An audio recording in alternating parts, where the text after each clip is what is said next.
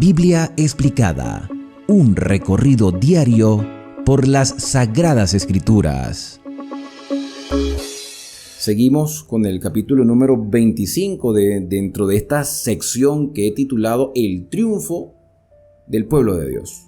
El triunfo final del pueblo de Dios, porque Dios ha hecho todo para que su pueblo salga victorioso. Y en medio de toda esta obra de juicio y este reconocimiento que hace el profeta Isaías, él hace una exclamación de alegría porque él sabe que los juicios de Dios son justos. O sea, Isaías sabía que la condenación a los rebeldes es lo justo y la misericordia hacia los fieles también se hace con justicia por los méritos del Mesías. Isaías dice en el versículo 1, Señor, tú eres mi Dios. Fíjate que él primero dice, estoy perdido en el capítulo 24, verso 16, quizás representando a los infieles, o él mismo reconociendo una condición de impotencia como ser humano, porque por su justicia humana no podía ser justificado. Y ahora él, en alegría por el perdón que Dios le ha otorgado y que le puede otorgar a cualquier persona, él dice, Señor, tú eres mi Dios. Te exaltaré, aquí hay una resolución, una propuesta. Te exaltaré, alabaré tu nombre porque has hecho maravillas. ¿Te das cuenta la importancia de entender la obra de Dios y de su juicio en favor nuestro? Señor, tú has hecho maravillas. Cumples tus planes eternos con perfecta fidelidad. Tus planes eternos, tus planes no cambian. Por eso es que Apocalipsis, en el mensaje de los tres ángeles, dice el evangelio eterno para ser predicado a todos los moradores de la tierra. Este mensaje debe alcanzar a todo el mundo. Esto no es un mensaje exclusivo, esto es un mensaje para todos, pero lamentablemente no todos lo van a aceptar. Pero los planes del Señor se cumplen. Y dice el versículo número 2, convertiste la ciudad en escombro. O sea, qué cambio, ¿no? Señor, tú cumples tus planes, pero la ciudad está en escombros. Como queriendo decir, tú nos advertiste, tú dijiste que esto iba a suceder. Se cumplieron tus palabras. Los que te obedecieron conservaron su vida. Los que desobedecieron están sufriendo las consecuencias. Y esto va a suceder también en el tiempo del fin. O sea, el Señor advierte, hace llamados a la reconciliación, al arrepentimiento, a través del fuerte pregón, a través de la lluvia tardía, a través de la lluvia temprana, a través de la obra de convencimiento del Espíritu Santo. Pero estamos en un conflicto cósmico entre el bien y el mal porque Satanás trata de echar por tierra todo lo que Dios está haciendo.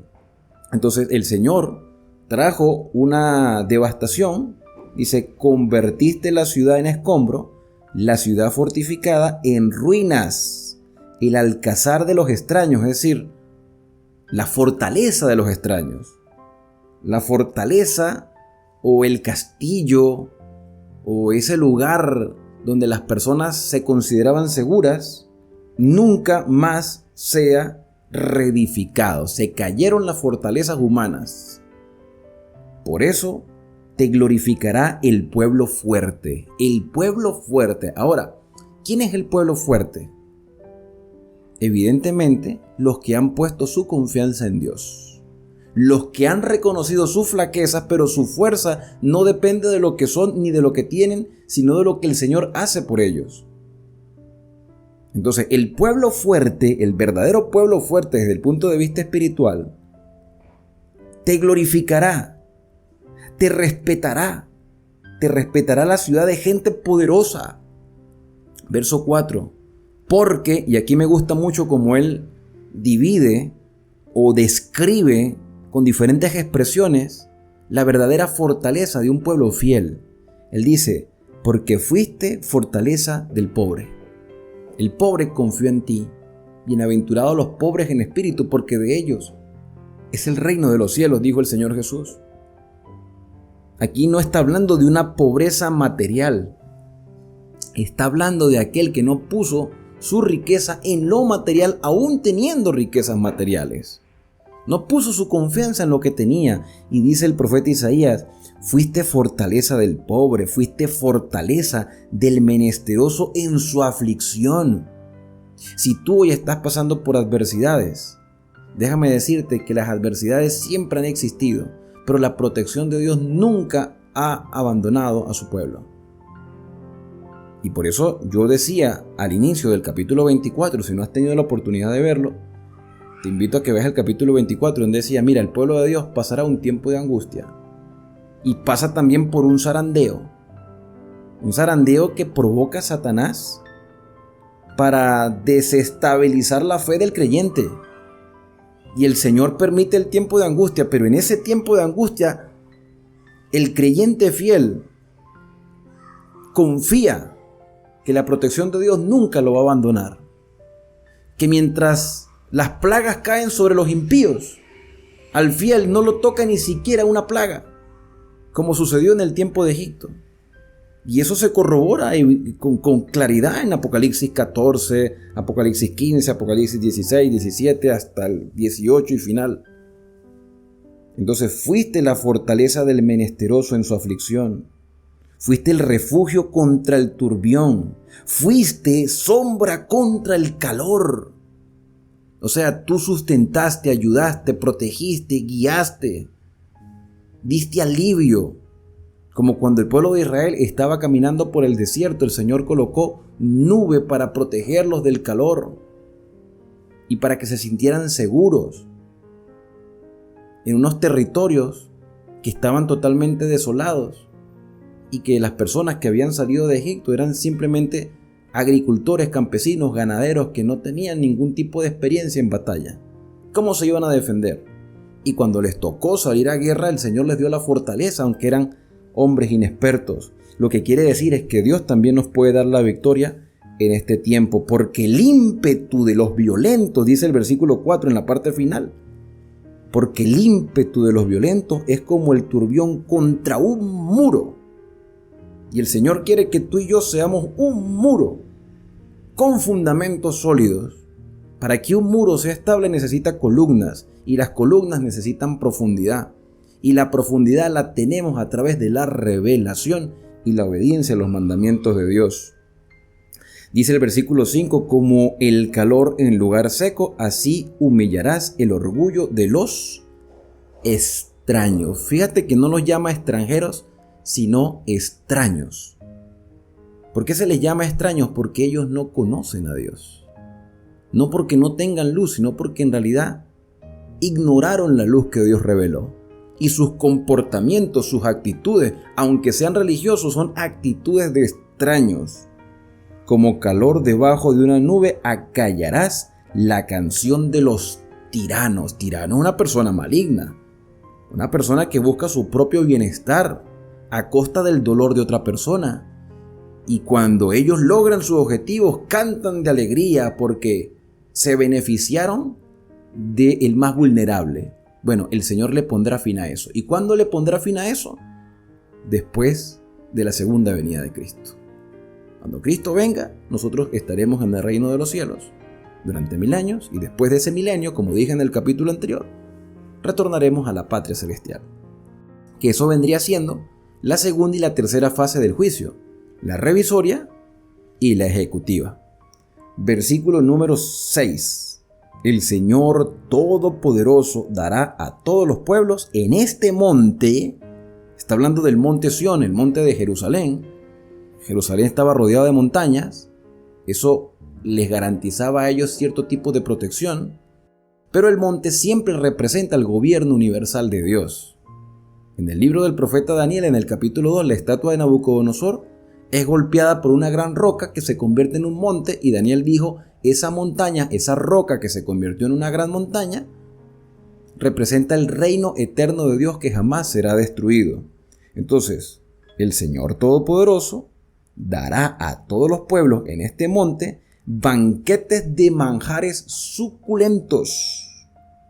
Banquete de manjares. Oye, Apocalipsis 19 habla de algo llamado la cena de boda del Cordero.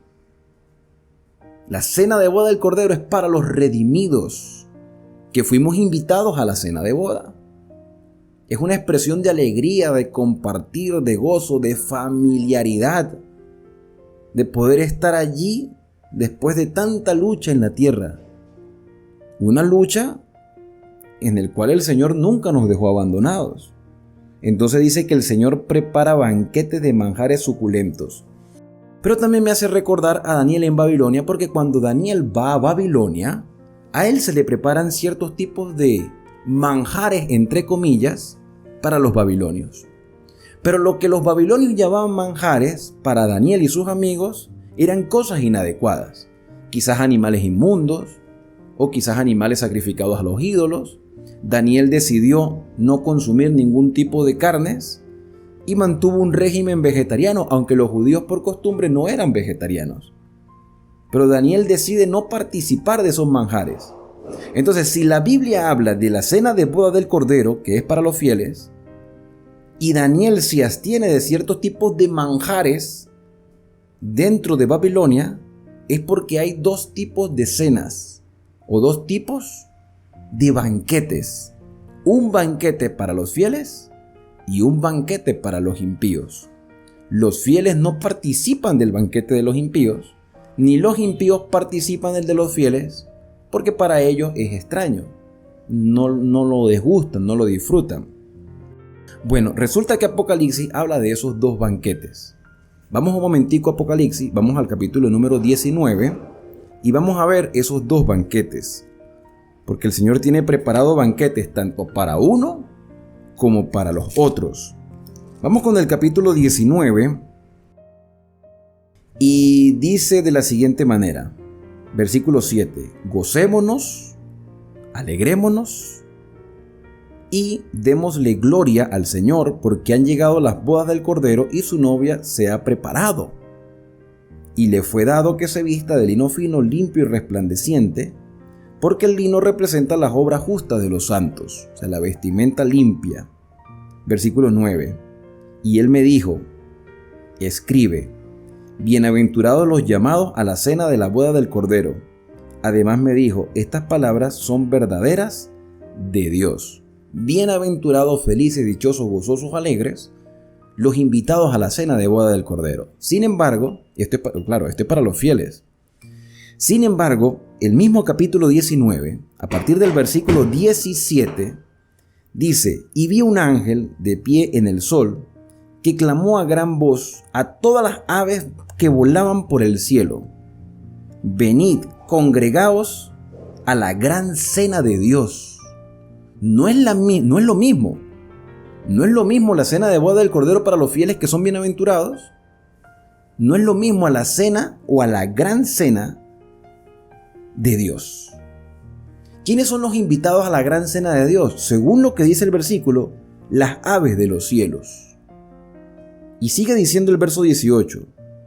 Estas aves de los cielos son invitadas para que coman carne de reyes, para que coman carnes de capitanes y de poderosos, carnes de caballos y jinetes, carnes de todos, libres, siervos, pequeños y grandes. O sea, esto está haciendo alusión a las aves de rapiña que comerán los cuerpos muertos de aquellos que estén aquí en la tierra mientras nosotros estemos en el reino de los cielos. Mientras en el reino de los cielos estamos celebrando de la cena de boda del Cordero, aquí en la tierra, Dios permitió o permitirá que las aves de rapiña se coman todos los cuerpos muertos. Ahora, ¿quiere Dios eso para ti y para mí? Por supuesto que no. Por eso nos está advirtiendo para que haya un cambio en nuestra vida. Volvamos a Isaías. Recuerden que todos estos textos de Apocalipsis los vamos a profundizar cuando lleguemos al final de la escritura. Volvamos al capítulo 25, porque dice entonces el versículo 6, el Señor Todopoderoso dará a todos los pueblos en este monte banquete de manjares suculentos. Yo te pregunto, ¿en cuál de las dos cenas te gustaría a ti estar? ¿En la cena de boda del Cordero? ¿O en la cena que Dios permitió que celebren las aves de rapiña? La decisión es tuya, pero Dios te da la oportunidad de estar en la cena de boda del Cordero, con los vestidos blancos, con las obras justas. pero nuestras obras son trapos de inmundicia. Quiere decir que nuestras obras deben ser un resultado de nuestra conversión. Dice, banquete de vinos finos, de sustanciosos tuétanos, de vinos purificados. Versículo 7, en este monte destruirá el manto con que están cubiertos todos los pueblos, destruirá el manto. O sea, las obras injustas el Señor las va a quitar. Y el velo que envuelve a todas las naciones, es decir, Dios da luz suficiente para que las personas no vivan en tinieblas y puedan ver las cosas que están sucediendo. Versículo número 8, el Señor destruirá la muerte. Fíjate, esto es escatológico. El Señor destruirá la muerte. Ya no habrá más muerte, ya no habrá llanto ni dolor, dice Apocalipsis 21, porque el Señor hará todas las cosas nuevas. Es decir, que todas estas referencias de los capítulos 24 hasta el 27 nos están llevando a los tiempos finales. El Señor destruirá la muerte para siempre. Dios enjugará toda lágrima de los rostros y quitará la afrenta de su pueblo. Su pueblo de toda la tierra. No dice su pueblo de Jerusalén o de Israel. Claro, Jerusalén y los israelitas fueron diseminados por todo el planeta a causa de las deportaciones. Pero quizás fue una manera extrema que Dios también permitió que su evangelio se difundiera. Porque en Babilonia Daniel testificó y otros en diferentes partes del mundo tuvieron que haber testificado. Y ahora todos tenemos la oportunidad de acercarnos a Dios. Y Él nos dice que Él acabará con la muerte y enjugará las lágrimas. El Señor así lo ha dicho, dice la parte final del versículo 8. Me gusta mucho el versículo 9. Porque dice, en ese día se dirá, y aquí está hablando de la gloria que el Señor nos va a mostrar y que vamos a recibir con gozo. En ese día se dirá, este es nuestro Dios. Lo hemos esperado y Él nos salvará. Este es el Señor a quien hemos esperado. ¿Cuál es tu bendita esperanza? ¿Qué es lo que tú más anhelas en este momento? Yo espero que tu más grande anhelo sea ver a Cristo venir en las nubes de los cielos y que te estés preparando para que cuando llegue ese momento no te escondas, ni tengas que morir con el resplandor de la gloria del Señor, porque te has preparado y tus ojos quieren ver al Señor. Y que puedas decir con toda seguridad y firmeza, este es nuestro Dios. Lo hemos esperado porque formamos parte de una familia. No dice, lo he esperado. No. Lo hemos esperado como pueblo, como familia, como hermanos. Lo hemos esperado y Él nos salvará. Este es el Señor a quien hemos esperado. Nos gozaremos y nos alegraremos en su salvación porque tú perteneces a una familia espiritual. Aunque la salvación, dicen muchos, la salvación es individual porque tenemos una responsabilidad individual, también tenemos una responsabilidad colectiva. Porque pertenecemos a un cuerpo de creyentes. Pertenecemos a un edificio que constantemente está en construcción. Pertenecemos a una familia de fe. Versículo 10. La mano del Señor reposará en este monte. Pero Moab, ¿te acuerdan de Moab? Que recibió juicio o advertencias de juicios. O sea, Moab representa a los infieles. Y dice, pero Moab será pisoteado como se pisotea la paja en un basural. Apocalipsis dice que las uvas serán pisoteadas en el lagar de la ira de Dios. Pisotear, abatir, condenar, porque desperdició las oportunidades. Versículo 11, extenderá su mano en medio de él, como lo extiende el nadador para nadar, con ímpetu, ¿sí? Con decisión, y abatirá su soberbia a pesar de la pericia de sus manos. Aunque el ser humano quiera autojustificar sus acciones, el Señor ha dado suficiente tiempo para que todos podamos cambiar.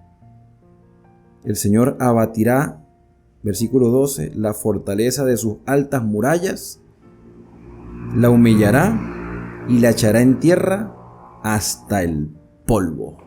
Y bueno, Apocalipsis nos dice que habrá un cielo nuevo, que habrá una tierra nueva, Y Dios quiere que participes de esa tierra nueva, pero también nos da una advertencia, Apocalipsis. Los rebeldes, los idólatras, los homicidas, los mentirosos, los que vivieron a su manera, ellos tendrán su parte en el lago que arde con fuego y azufre. Vuelvo y repito, ¿quiere Dios eso para ti, para mí o para cualquier persona? No. Por eso nos advierte y nos da una oportunidad el día de hoy. Hoy puede ser el día de cambio en tu vida. Esta advertencia que fue para el pueblo de Israel en el pasado, para el pueblo de Judá, que quizás no muchos le prestaron atención. Solo un remanente estuvo dispuesto a hacer la voluntad del Señor. Hoy ese mensaje debe fortalecer nuestra fe, porque tú puedes formar parte de un remanente fiel que guarda los mandamientos de Dios. Tiene la fe en el Señor Jesús. ¿Te gustaría a ti formar parte de los que estén en la cena de boda del Cordero?